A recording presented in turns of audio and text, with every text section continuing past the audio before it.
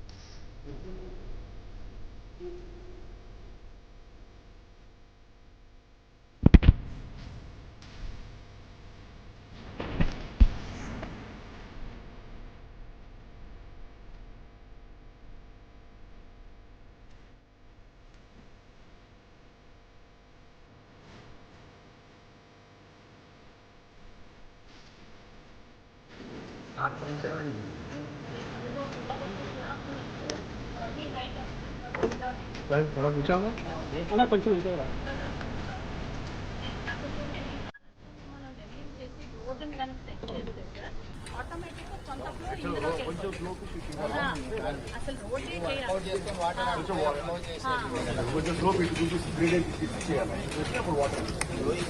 Height concrete చేయడం లేదు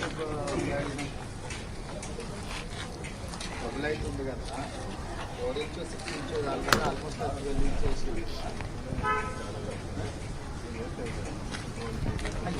ఇప్పుడైనా ఏమైనా పర్పస్ మ్యాట్ ఎప్పుడు చేసిరా అని అడుగుతున్నాను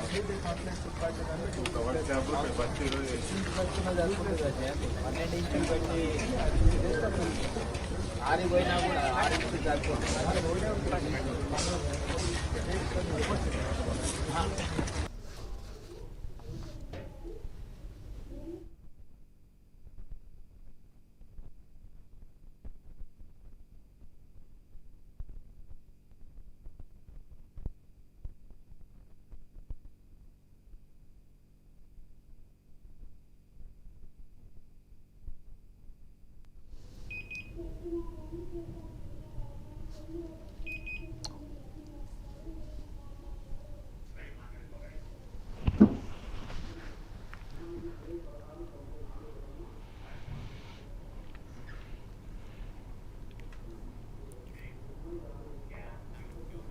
BJP State President and Ramchandra Rao strongly reported Lok Sabha leader of opposition Rahul Gandhi's allegations against the Election Commission, calling them baseless.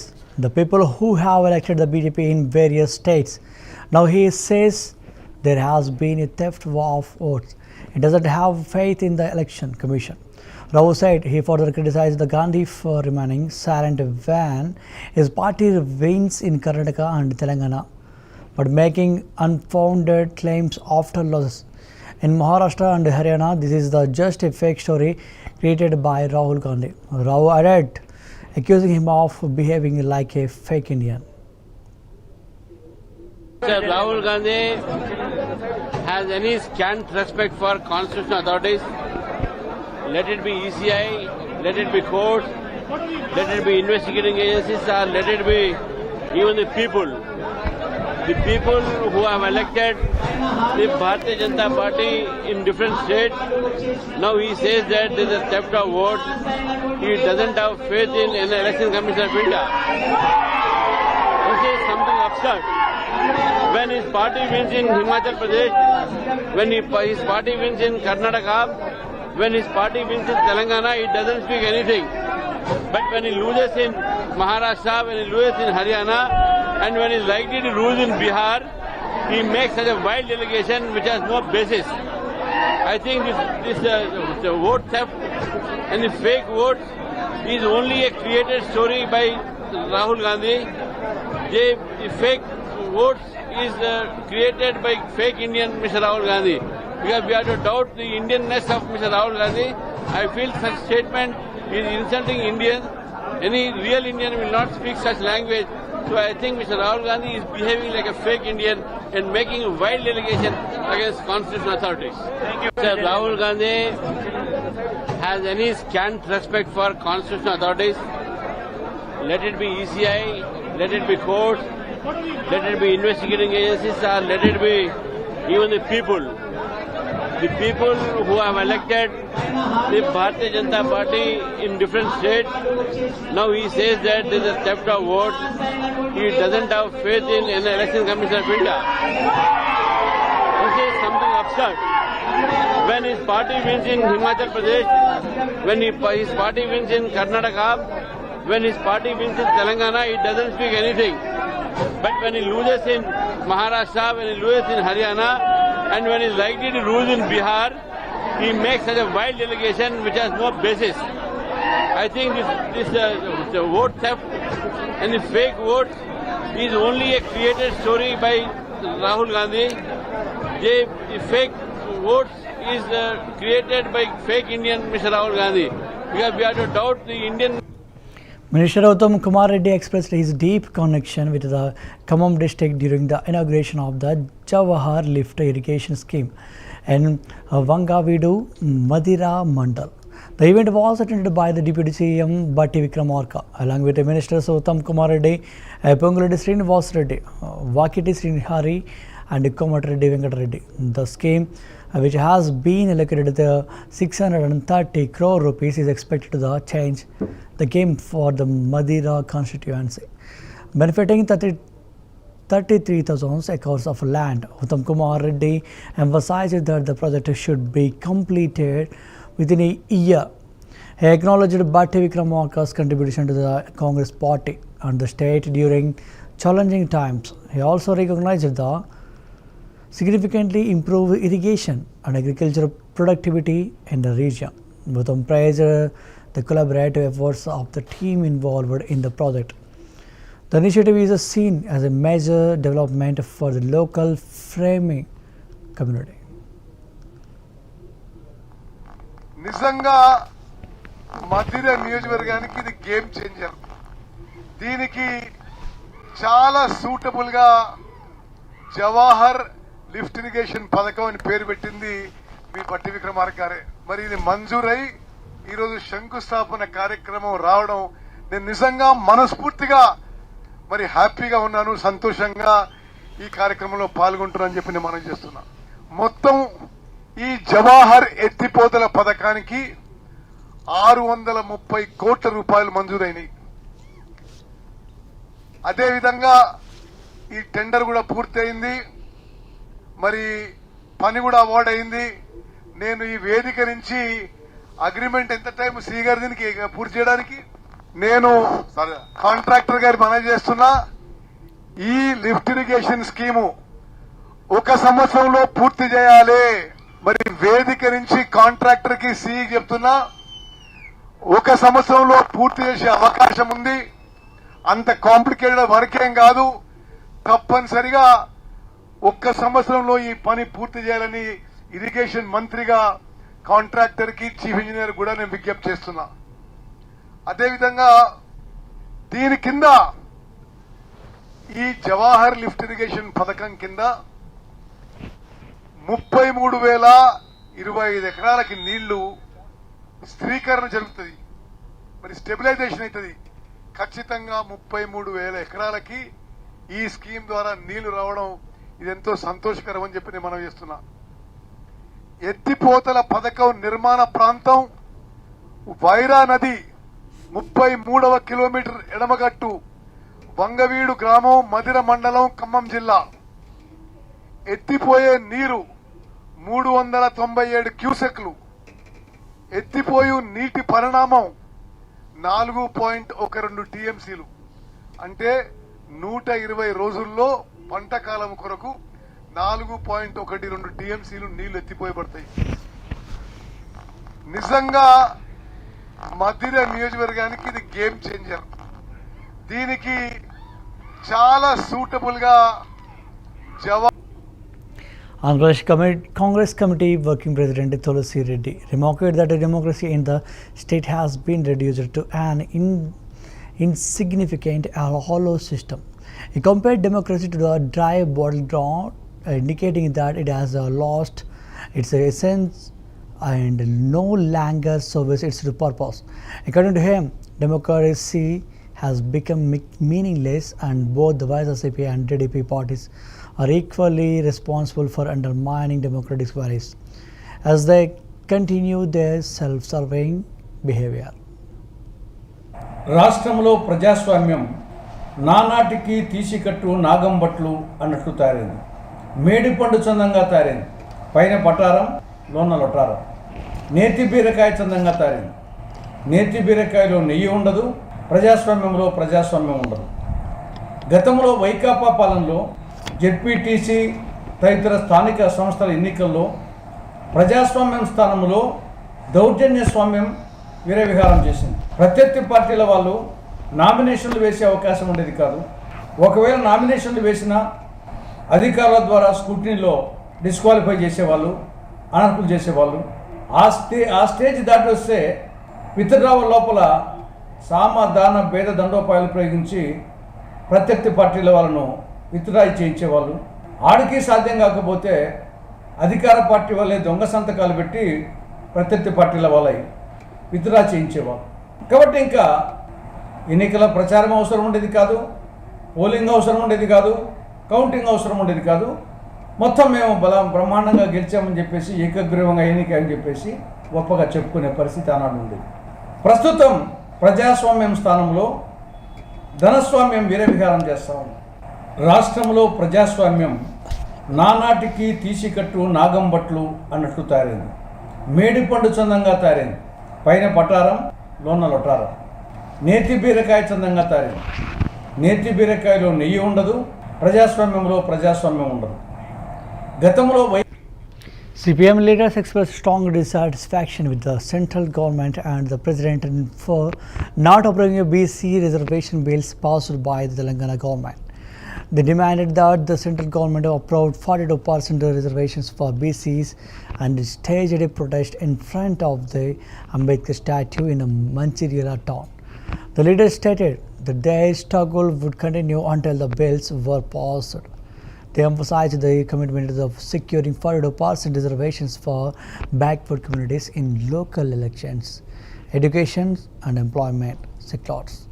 Even if it meant challenging the central government stance, the CPM also warned of intensifying their protests if the government did not take immediate action to grant reservations for BCs. మతం పేరుతోని మరి BC రిజర్వేషన్లను అడ్డుకునేటువంటి BJP ప్రభుత్వం మరి అదేవిధంగా గతంలో ముఖ్యమంత్రిగా పదవి ఊరగబెట్టినటువంటి గుజరాత్లో కానీ, ఢిల్లీలో కానీ, మరి ఇతర కొన్ని రాష్ట్రాలలో కానీ, మరి బీజేపీ పాలిత రాష్ట్రాలలోనే మరి ముస్లింలకు ఈనాడు రిజర్వేషన్లు అమలు చేసిన చరిత్ర ఉండదనే విషయాన్ని బీజేపీ నాయకులు, బీజేపీ ప్రభుత్వం మర్చిపోవద్దనే విషయాన్ని కూడా ఈ సందర్భంగా మనం చేస్తూ ఉన్నాం. మరి ఆ రాష్ట్రాలలో ఏ విధంగానైతే అమలు చేస్తూ ఉన్నారో మరి ఆ పద్ధతే మన తెలంగాణ రాష్ట్రంలో కాంగ్రెస్ పార్టీ అసెంబ్లీలో ఏకగ్రీవ తీర్మానం చేసి కేంద్రానికి పంపితే మరి కేంద్రంలో ఉన్నటువంటి బీజేపీ ప్రభుత్వం మరి బీసీ రిజర్వేషన్లను అడ్డుకునే విధానానికి వెంటనే స్వాగతం చెప్పాలని మరి డిమాండ్ చేస్తూ ఉన్నాం. లేని ఏడలా రాబోయే రోజులలో మరి బీసీలందరూ మరి ఏకమయ్యేసి బీజేపీ ప్రభుత్వానికి గోరి కట్టడానికి కూడా సిద్ధంగా ఉన్నారనే విషయాన్ని కూడా ఈ సందర్భంగా మేము బీజేపీ పార్టీకి హెచ్చరిస్తా ఉన్నాం. మతం పేరుతోని మరి బీసీ రిజర్వేషన్లను అడ్డుకునేటువంటి బీజేపీ ప్రభుత్వం మరి అదేవిధంగా గతంలో ముఖ్యమంత్రిగా పదవి ఊరగబెట్టినటువంటి గుజరాత్లో కానీ, ఢిల్లీలో కానీ, మరి ఇతర కొన్ని రాష్ట్రాలలో కానీ, మరి బీజేపీ పాలిత రాష్ట్రాలలోనే మరి ముస్లింలకు ఈనాడు రిజర్వేషన్లు అమలు చేసిన చరిత్ర ఉండదనే విషయాన్ని బీజేపీ నాయకులు, బీజేపీ ప్రభుత్వం మర్చిపోవద్దనే విషయాన్ని కూడా ఈ సందర్భంగా మనం చేస్తూ ఉన్నాం. మరి ఆ రాష్ట్రాలలో ఏ విధంగానైతే అమలు చేస్తూ ఉన్నారో మరి ఆ పద్ధతే మన తెలంగాణ రాష్ట్రంలో కాంగ్రెస్ పార్టీ అసెంబ్లీలో ఏకగ్రీవ తీర్మానం చేసి కేంద్రానికి పంపితే మరి కేంద్రంలో ఉన్నటువంటి బీజేపీ ప్రభుత్వం మరి బీసీ రిజర్వేషన్లను అడ్డుకునే విధానానికి వెంటనే స్వాగతం చెప్పాలని మరి డిమాండ్ చేస్తూ ఉన్నాం. లేని ఏడలా రాబోయే రోజులలో మరి బీసీలందరూ మరి ఏకమయ్యేసి బీజేపీ ప్రభుత్వానికి గోరి కట్టడానికి కూడా సిద్ధంగా ఉన్నారనే విషయాన్ని కూడా ఈ సందర్భంగా మేము బీజేపీ పార్టీకి హెచ్చరిస్తా ఉన్నాం. మతం పేరుతోని మరి బీసీ రిజర్వేషన్లను అడ్డుకునేటువంటి బీజేపీ ప్రభుత్వం మరి అదేవిధంగా గతంలో ముఖ్యమంత్రిగా పదవి ఓరగబెట్టినటువంటి గుజరాత్లో కానీ ఢిల్లీలో కానీ మరి ఇతర కొన్ని రాష్ట్రాలలో కానీ మరి బీజేపీ పాలిత రాష్ట్రాలలోనే మరి ముస్లింలకు ఈనాడు రిజర్వేషన్లు అమలు చేసిన చరిత్ర ఉండదనే విషయాన్ని బీజేపీ నాయకులు బీజేపీ ప్రభుత్వం మర్చిపోవద్దనే విషయాన్ని కూడా ఈ సందర్భంగా మనం చేస్తా ఉన్నాం. మరి ఆ రాష్ట్రాలలో ఏ విధంగా అయితే అమలు చేస్తూ ఉన్నారో మరి TDP leader under Swachh Andhra Corporation Chairman Pattabhi Ram accused the Bomana Karunakar Reddy and his son Vinay Reddy of being involved in the multiple illegal activities in Tirupati. He claimed that the Reddy's associates in Anil Reddy and Jagdish Reddy kidnapped Dalit youth named Pavan, taunted him and then forced a false confession from him. Pattabhi Ram described these YSCP leaders as human beings who were responsible for the distributing the peace of the Tirupati residents and causing the unnecessary suffering. Bhumana Karunakar Reddy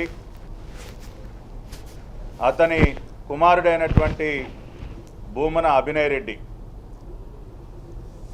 Tirupati కార్పొరేషన్కి deputy మేయర్గా గతంలో పనిచేసినటువంటి భూమన అభినయ్ రెడ్డి ఈ తండ్రి కొడుకులు ఇద్దరూ కూడా ఆధ్యాత్మిక కేంద్రమైనటువంటి తిరుపతిలో చెయ్యరానటువంటి అనేక నేరాలు అనేక అక్రమాలకి పాల్పడుతూ ఈ ప్రాంతంలో నివసిస్తున్నటువంటి అన్ని వర్గాల ప్రజల్ని కూడా వేధించుకుని తింటూ ఉన్నారు, పట్టి పీడిస్తూ ఉన్నారు. ఈ మధ్యనే మనం చూసాం, ఒక దళిత బిడ్డ పవన్ కిడ్నాప్ చేసి అతనిని భూమన అభినయ్ రెడ్డి ముఖ్య అనుచరులైనటువంటి అనిల్ రెడ్డి కానివ్వండి, జగ్గారెడ్డి కానివ్వండి, దినేష్ కానివ్వండి, వీరందరి చేత కిడ్నాప్ చేయించి ప్రపంచం మొత్తం కూడా నిర్ఘాంతపోయే విధంగా అతనిని చిత్రహింసలకి గురి చేసినటువంటి తీరు కేవలం దళిత సామాజిక వర్గానికి చెందినటువంటి వారే కాకుండా ప్రతి ఒక్కరూ కూడా దూరం చేసుకుని మా ఓటు బ్యాంక్ అని చెప్పేసి అహంకారంతో ఉండి దళితుల మీదే దాడులు హత్యలు చేసినటువంటి సందర్భం. ఇదే చిత్తూరు జిల్లాలో మద్యం రేట్లని సోషల్ మీడియా వేదికగా ఓంప్రకాష్ అనే వ్యక్తి ప్రశ్నిస్తే తెల్లారేసరికి శవమై తేలాడు. వైఎస్ఆర్ కాంగ్రెస్ పార్టీ అధికారం కోల్పోయినా ఇంకా అహంకారపు చర్య. Ex-MLA from Champeta constituency in Nagar Karnool district, Kuppala Balraju has joined the Bharatiya Janata Party (BJP). He was welcomed into the party at the state office in Nampally, where BJP Telangana President Ramchandra Rao draped him in the party's scarf. Balraju expressed his admiration for the growing popularity of BJP among the public and the welfare initiatives led by the Prime Minister Narendra Modi. He pledged to work towards strengthening BJP in Telangana. The event was attended by PMP Lakshman, MLC Anjireddy and several senior leaders.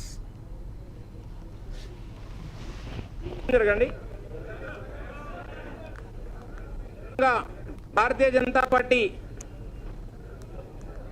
సభ్యులు గోల బాలరాజు గారిని సాదరంగా స్వాగతిస్తున్నాం. ఒక్క నిమిషం దూరం జరగండి. తెలుపుతున్నారు మన రాష్ట్ర అధ్యక్షులు ఎన్ రామచంద్రరావు గారిని సాధారణంగా ఆహ్వానిస్తూ కండువా కప్పి వారిని భారతీయ జనతా పార్టీలోకి ఆహ్వానించడం జరుగుతూ ఉంది. వారికి స్వాగతం సుస్వాగతం.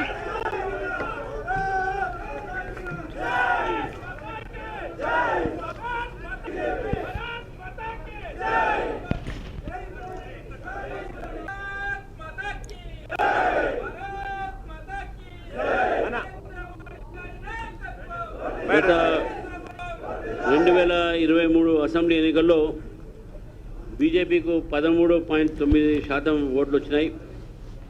అదే మళ్ళీ 24లో జరిగినటువంటి ఒక పార్లమెంట్ ఎన్నికల్లో 36% పైగా ఓటు శాతం పెరిగి మేము 8 సీట్లు గెలుచుకున్నాం. బీఆర్ఎస్కు 0.